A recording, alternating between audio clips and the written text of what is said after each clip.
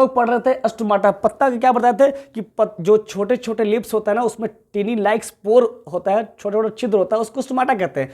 तो स्टोमाटा का काम क्या है, स्टोमाटा पोर होता क्या है, देखिए stomata are tiny pore like structure, छोटा छोटा छिद्र होता है, टीनी पोर लाइक स्ट्रक्चर जो कि प्रेजेंट होता है सरफेस ऑफ लिप, लिप्स के ऊपर क्या होता है, लिप्स के अंदर छोटा छोटा छिद्र होता है, टीनी लाइक पोर्स होता है, उसको स्टोमाटा कहते हैं। आपको एग्जाम में ये भी पूछने को मिलेगा, देखने को मिलेगा कि फंक्शन ऑफ स्टोमाटा, स्टोमाटा का काम क्या होता है। तो फर्स्ट ऑफ ऑल क्या होता है, ट्रांसपिरेशन और exchange of gases during photosynthesis and inspiration. कह रहा है कि फर्स्ट ऑफ ऑल याद रखिएगा कि स्टोमाटा का फंक्शन जो होता है बेटा, याद रखिएगा कि ये फोटोसिंथेसिस जो हमारा हो रहा है उसमें गैस को एक्सचेंज करता है, मतलब कि हम लोग छोड़ते हैं कार्बन डाइऑक्साइड जो कि वो लेता है और ऑक्सीजन को देता है, बाहर निकालता है, तो वो गैस का एक्सचेंज हो रहा है फोटोसिंथेसिस के प्रोसेस के दौरान, वो स्टोमाटा पोर के द्वारा ही किया जाता है ना।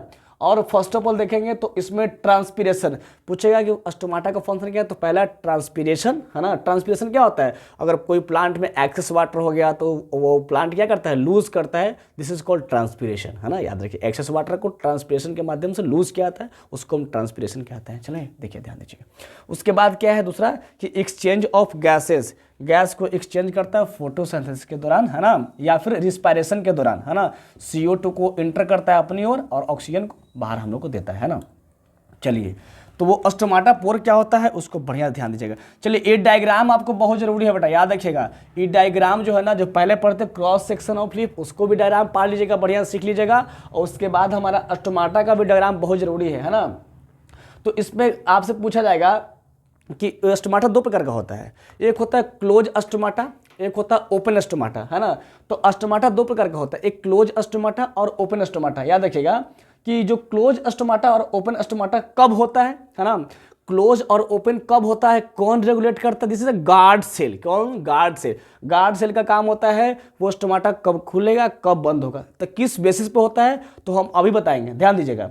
स्टोमाटा एक ओपन और क्लोज, बेटा याद रखिएगा इसका डायग्राम जो है ना, लाइफ प्रोसेस के जितने भी चैप्टर NCERT का डायग्राम है ना, वो एग्जाम बेहू से लेकर के बहुत ज़्यादा जरूरी है। तो आपको जितने भी डायग्राम है आपको सबको याद करना होगा, अब बारी बारी से ड्रॉ कर लीजिएगा और उसको प्रैक्टिस करके आप सीख लीजिएगा।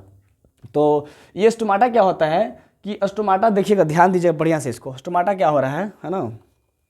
चलिए इसको क्या करेंगे अभी हम है ना।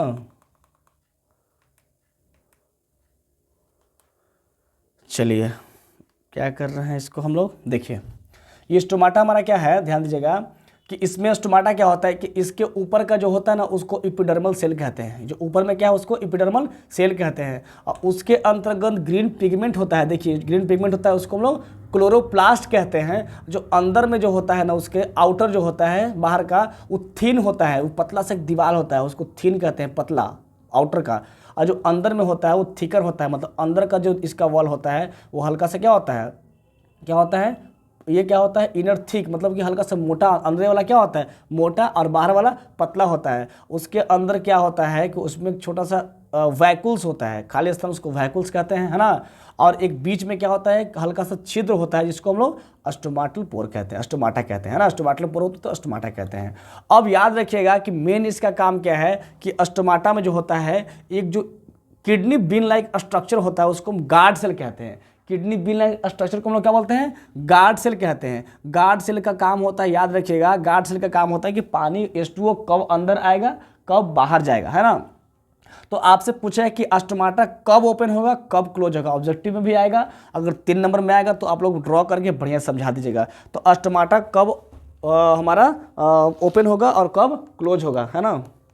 चलिएगा तो opening and closing of stomata, opening and closing of stomata कब, तो याद रखिएगा कि स्टोमाटा ओपन तब होगा जब गार्ड सेल के अंदर, जब याद रखिएगा जब गार्ड सेल के अंदर H2O इंटर करता है, जब गार्ड सेल के अंदर H2O इंटर करता है तब गार्ड सेल स्वेल हो जाता है, फूल जाता है, तब स्टोमाटा क्या होता है ओपन हो जाता है ना। और वही गार्ड सेल से जब वाटर H2O क्या होता है मूव आउट बाहर चला जाता है तो गार्ड सेल श्रिंक हो जाता है, तब स्टोमाटा हमारा क्लोज हो जाता है। चलिए बढ़िया से आपको याद रखिएगा कि गार्ड सेल जो होता है स्टोमाटा ओपन, मतलब कि इसके अंतर्गत क्या होता है कि H2O क्या होता है अंदर आता है, तब क्या होता है, गार्ड सेल स्वेल हो जाता है। गार्ड सेल क्या होता है, स्वेलिंग, गार्ड सेल स्वेल हो जाता है। जब गार्ड सेल स्वेल हो जाता है तो स्टोमाटा क्या हो जाएगा, ओपन, है ना। और जब ये गार्ड सेल से क्या होता है कि H2O क्या होता है, मूव आउट, बाहर चल जाएगा H2O, तब क्या हो जाएगा, गार्ड सेल श्रिंक होगा और स्टोमाटा क्लोज होगा। तो बढ़िया से आप लोग याद करिएगा, स्टोमाटा ओपन कब होगा, जब H2O इंटर करेगा गार्ड सेल के अंदर, तब ये गार्ड सेल स्वेल होगा,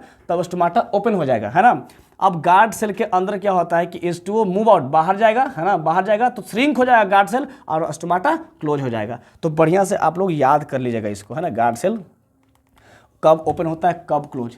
एक बात ध्यान दीजिएगा हम लोग कि फोटोसिंथेसिस जो हम लोग पढ़े हैं ना, तो सबको पता है कि फोटोसिंथेसिस प्रोसेस जो होता है वो सनलाइट के माध्यम, लेकिन कुछ हमारा एक टॉपिक दिया गया है कि फोटोसिंथेसिस इन डिजर्ट प्लांट। याद रखिएगा, कभी आपने सोचा कि डिजर्ट प्लांट, जो डिजर्ट एरिया होता है, डिजर्ट प्लांट में फोटोसिंथेसिस प्रोसेस कैसे होता है। तो याद रखिएगा कि डिजर्ट प्लांट में जो फोटोसिंथेसिस प्रोसेस होता है वो कैसे होता है ना। तो ध्यान दीजिएगा आप लोग कि वहाँ पे बहुत ज़्यादा गर्मी पड़ता है। अगर दिन में स्टोमाटा ओपन होगा तो सारा पानी उसके लूज हो जाएगा, है ना, सारा पानी बाहर चला जाएगा। तो क्या होगा, सारा पानी चल जाएगा, तो ये क्या हो जाएगा, गार्ड सेल श्रिंक हो जाएगा। जब गार्ड सेल श्रिंक होगा तो गैस ना एक्सचेंज हो पाएगा, ना वाटर मिलेगा, तो फोटोसिंथेसिस प्रोसेस भी ना होगा।